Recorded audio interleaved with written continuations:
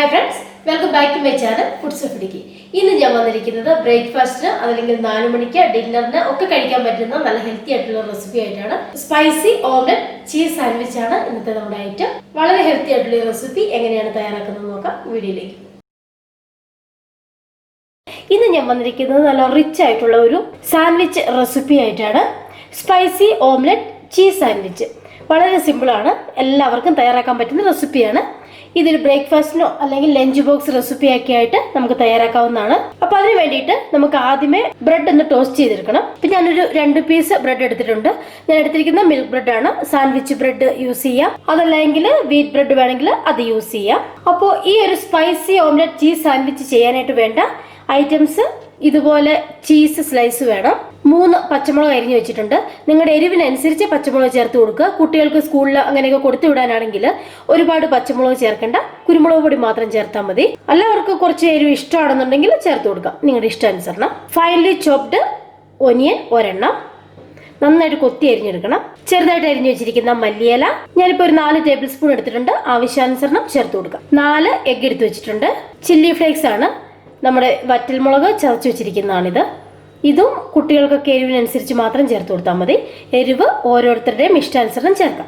അടുത്തായിട്ട് ഞാൻ എടുത്തിരിക്കുന്നത് ബട്ടറാണ്. പിന്നെ ഇതിലേക്ക് ഉപ്പും അല്പം പെപ്പർ പൗഡറും കൂടി വേണം. അത്രയും മാത്രമേ ഉള്ളൂ ഈ ഐറ്റം ചെയ്യാനായിട്ട്. നമുക്ക് വീഡിയോ കാണാം. ഈ ചീസ് ഞാൻ ഈ ബ്രെഡിലേക്ക് ഇപ്പോൾ വെച്ച് കൊടുക്കുവാണ്. ഇതിലേക്ക് ഞാൻ ഈ ചില്ലി ഫ്ലേക്സ് ഇട്ട് കൊടുക്കുവാണ്. ഇഷ്ടമുണ്ടെങ്കിൽ ചേർത്താൽ മതി, ആവശ്യാനുസരണം മാത്രം മുളക് ചേർത്ത് കൊടുക്കുക. ഇനി നമുക്കിത് കവർ ചെയ്യാം, ഒന്ന് പ്രസ് ചെയ്ത് കൊടുക്കാം.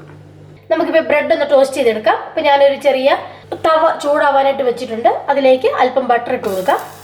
ഇതിപ്പോൾ ഉപ്പില്ലാത്ത ബട്ടറാണ്. ഇതിലേക്ക് ഞാൻ ഈ ബ്രെഡ് വെച്ച് കൊടുക്കണം. 2 സൈഡിലും ബട്ടർ ഇട്ട് കൊടുക്കാം.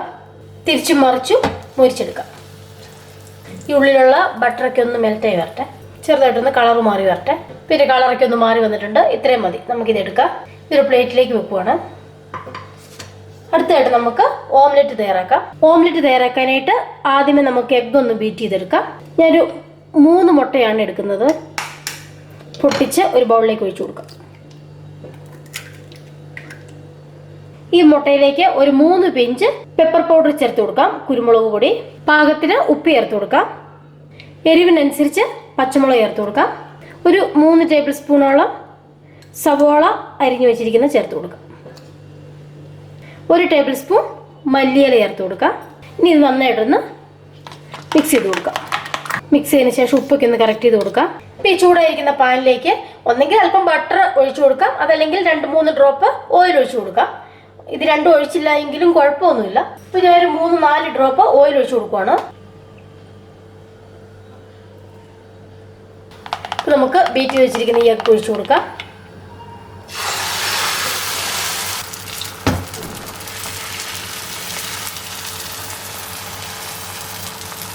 ചെറിയ തീയിലിട്ടിട്ട് ഒരു സൈഡ് നന്നായിട്ട് വെന്ത് വരട്ടെ.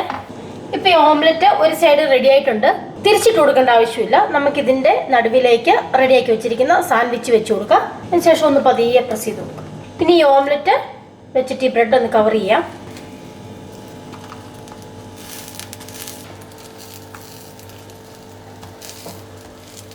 ഇനി നമുക്ക് ഈ സൈഡും കൂടെ പതിയെ ഫോൾഡ് ചെയ്ത് കൊടുക്കാം.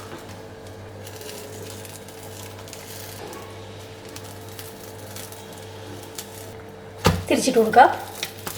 അപ്പം അതിന് ഉള്ളിലെ ചീസൊക്കെ നന്നായിട്ടൊന്ന് മെൽറ്റായി വരും. ഇനി ഫ്ലെയിം ഓഫ് ആക്കിയതിന് ശേഷം നമുക്കിത് എടുക്കാം. ഇത്രയേ ഉള്ള റെസിപ്പി തയ്യാറായിട്ടുണ്ട്. നമുക്കിത് നടുവി ഒന്ന് കട്ട് ചെയ്യാം. സ്പൈസി ഓംലെറ്റ് ചീസ് സാൻഡ്വിച്ച് തയ്യാറായിട്ടുണ്ട്.